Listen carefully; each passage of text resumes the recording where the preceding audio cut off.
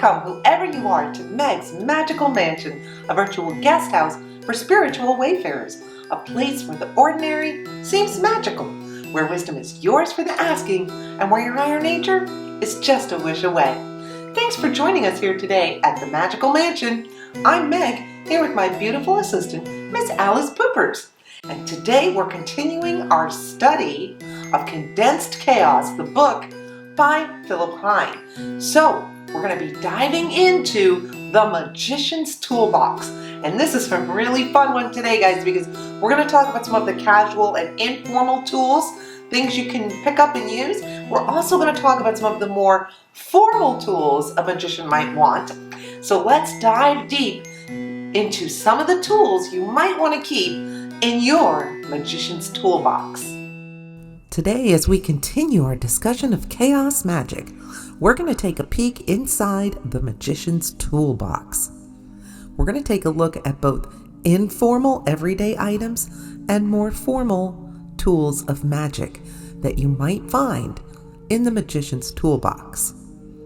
So let's start off with everyday items. One of the first things you might find is some sort of modeling clay or plasticine, silly putty, poly clay, anything that you can mold with your hands. You can even make your own out of the old flour and salt stuff. But you can use your clay to form like those snakes, those long snakes, and then make those into letters and spell out a statement of intent that you have created for some ritual you're going to perform. Once you've created it, you can meditate on it, deeply get yourself into that state of gnosis, and then you can mash it back up into a ball, all while you use either hyperventilation or glossolalia. And you can reuse your clay over and over and over.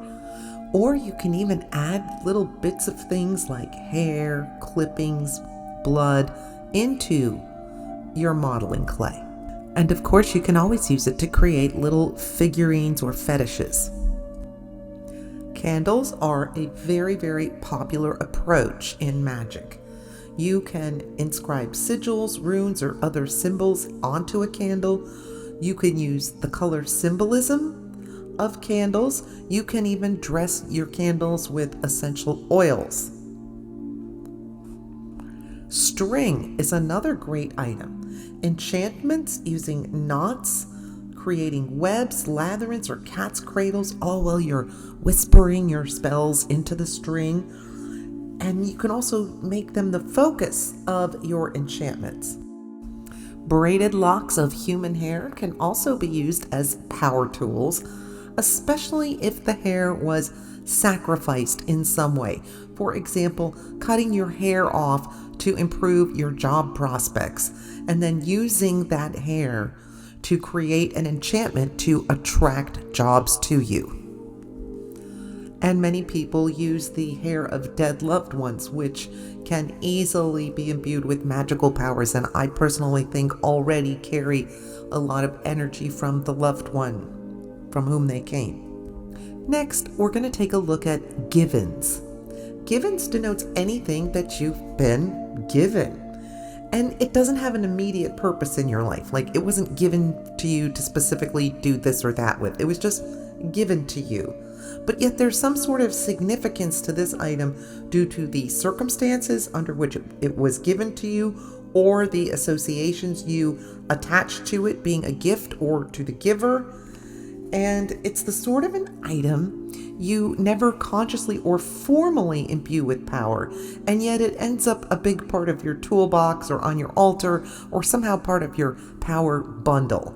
And a good example of this for me would be my zebra skin, because I never wanted a zebra skin. I never imagined having a zebra skin, but one day a very, very dear friend of mine just came and gave me one a month before my birthday and said, "Happy birthday." And what do you do with it? It's probably pretty valuable, and a lot of people have told me that I should sell it. But I can't sell it. I don't want to get rid of it, and I've had to figure out what to do with it. And it's actually become a part of the Meg's Magical Mansion set now. And I've become very attached to my zebra. One of the things I hate about the idea of getting rid of it or selling it is I don't know if it would go to someone who would respect it and respect the animal it came from. At least I know if I have it.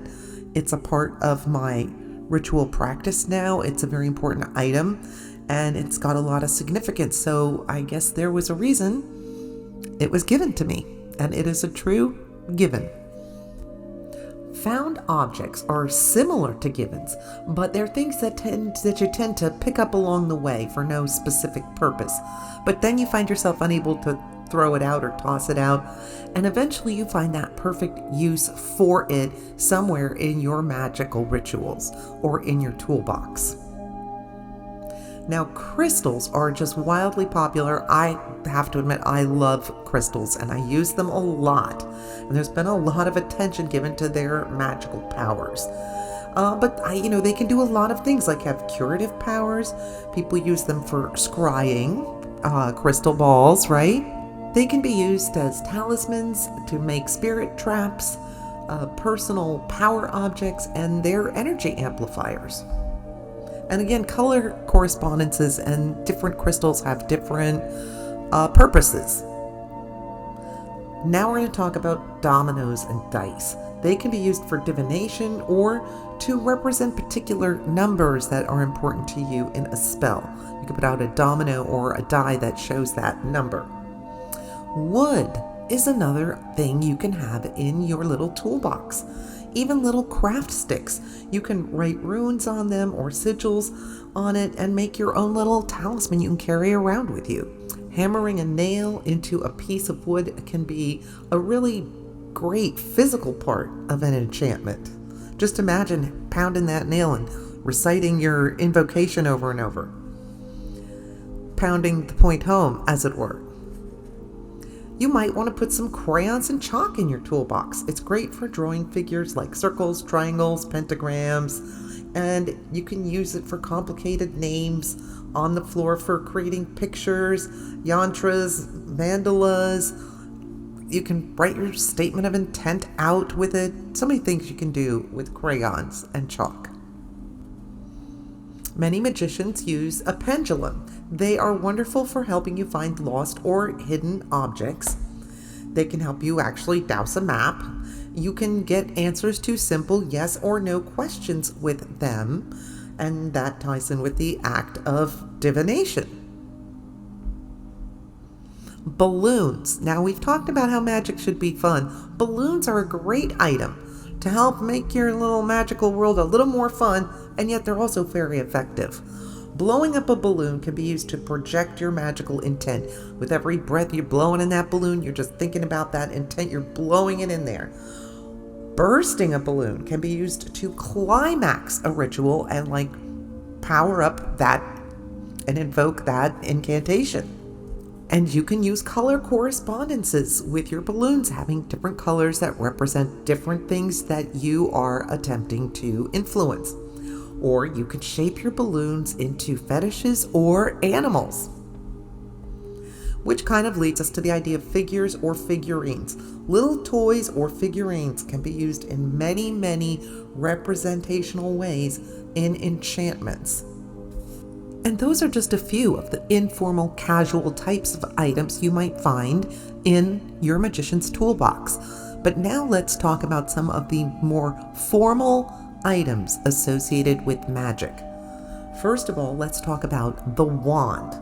The wand is a physical representation of the act of projecting one's will intentionally along a specific vector. You point it at the line you want it to go and you zap them with your wand. But of course, before any good magician does that, you're going to make sure you're seeking a unity of desire before you act. That's why preparation is so important in sorcery. And the book also goes on to talk about how the wand represents the initial drive to start a new project or endeavor. Next, we learn about the dagger. The dagger is often used as an extension of one's own finger. You can use the dagger to draw sigils, pentagrams, and other magical symbols into wood, in the air. The dagger possesses the qualities of analysis and discrimination. Thus, any magical dagger is only as powerful as your own skill at analyzing and discriminating. The chalice. The chalice is used as a physical receptacle of transmission. During rituals, it can hold wine or other liquids that have been charged via invocation and are consumed by celebrants or used for scrying or divination. To the chalice is attributed all the techniques that free our perception from our own inner dialogue, which, as we've talked about a lot on this channel, can be very negative sometimes, and really is the thing that disrupts our ability to manifest. But the chalice also can free us from our lust for results.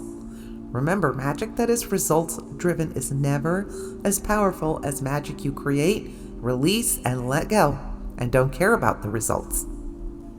The pentacle. The pentacle represents the process of synthesis. It's the object where the results of the enchantments are made manifest and understood. So when you want to charge an object with magical powers, you would place it on a pentacle to help you do that. You see many times an entire pentacle being drawn out on the floor and the ritual taking place inside of it. The lamp. The lamp is the physical representation of inspiration and gnosis. It is associated with that idea of divine inspiration. A light bulb goes off in your head. Ding! You got the idea. Now, I know all these toys are fun and they're great, but the book makes very clear that we need to remember that the development of the necessary qualities of a magician is more useful than having any of these fun toys. So you really want to work on your skills. There's an old adage, magical weapons should either be made by their user, given to their user, or found or repurposed by the user in new or unusual ways. Also, saving money or doing some kind of sacrifice of your time, effort, or energy for you to get a particular item you want for your magical toolbox will also confer a specialness onto the item. So if you really, really want this fancy dagger you see at the occult shop and it's expensive, but you save up or you do extra work for it or you somehow go out of your way to earn it, it will be more special to you. It's important to remember that these weapons operate in other spheres, not necessarily in the 3D world. And in sorcery, like playing any game, the skill of the player matters more than how the game is played or with what equipment or where it's played. So I believe the point that Peter Hine is making here is that magical tools are fun. Have fun with them and enjoy them. But always remember, your skill, personal skill, as a magician is way more important than any particular tool. And tools that you make, find, or are given are the most effective, so you don't need to go out there and break the bank to get all this magic stuff to be able to create magic in your life. Well, I hope you enjoyed that look, that little peek into some of the tools you might want to keep on hand to help you with all of your enchantments and rituals, whether you practice witchcraft or you're a chaos magician, whatever form of witchcraft you might be practicing. I think there's some pretty basic tools in there that you see across a lot of different kinds of magicians and witches, but I think there were a few fun ones in there as well, like balloons. Yeah, they're fun. And don't forget, witchcraft is supposed to be fun. So make sure whatever's in your toolbox is something you can have fun playing with, and that your enchantments, invocations, and whatever you are doing in your ritualistic world is something that's fun for you. And notice I'm trying to avoid calling it work or practice, because I don't practice magic, I actually do magic. And then it's not work, it's fun, it's my passion, it's my pleasure. So I'm kind of consciously trying to mostly avoid those two words right now. Hey, I'm a chaos magician. Next week I might be using them. You never know. That's the beauty of chaos magic. So, have fun filling up your toolbox. And in the words of Buddha, 1,000 candles can be lit from a single candle, and the life of the candle will not be shortened. Happiness never decreases by being shared. So thank you for sharing your time and energy with us here today at Meg's Magical Mansion. Till next time, say goodbye, Alice Poofers!